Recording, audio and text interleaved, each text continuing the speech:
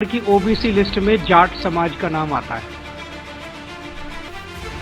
केंद्र सरकार की एक ओबीसी लिस्ट है। केंद्र सरकार की ओबीसी लिस्ट में दिल्ली का जाट समाज नहीं आता। तो दिल्ली यूनिवर्सिटी में जब बच्चे एडमिशन लेने जाते हैं तो उसमें दिल्ली के जाट समाज को रिजर्वेशन नहीं मिलता। दिल्ली यूनिवर्सिटी के कॉलेज में जाते हैं तो दिल्ली के जाट समाज को रिजर्वेशन मिलता है।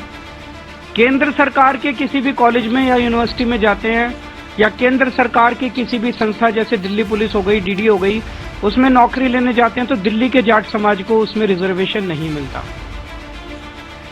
बड़ी इंटरेस्टिंग बात यह है कि राजस्थान का जो जाट समाज है उनका नाम केंद्र की ओबीसी लिस्ट में है।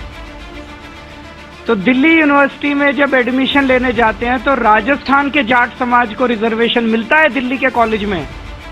दिल्ली के जाट समाज को दिल्ली के कॉलेज में रिजर्वेशन नहीं मिलता। ये तो हमारे पूरे दिल्ली के जाट समाज के भाइयों के साथ, बहनों के साथ बहुत बड़ा अन्याय है। और ये अन्याय ये जले पे नमक छिड़कने जैसा है कि 4 बार पिछले 10 साल में प्रधानमंत्री जी ने अपने घर बुला के और अमित शाह जी ने जाट समाज के नेताओं को आश्वासन दिया, भरोसा दिया, वचन दिया, गारंटी दी कि दिल्ली के जाट समाज को केंद्र की ओबीसी लिस्ट के अंदर डाला जाएगा।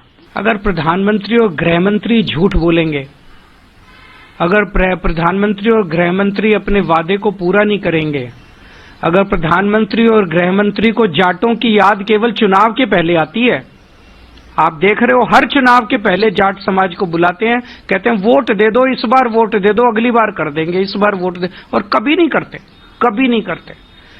अगर प्रधानमंत्री और गृह मंत्री इस तरह से झूठ बोलेंगे तो फिर तो देश में कुछ बचेगा ही नहीं। फिर क्या बचेगा उसके बाद? किसके पास जाएं इसके बाद?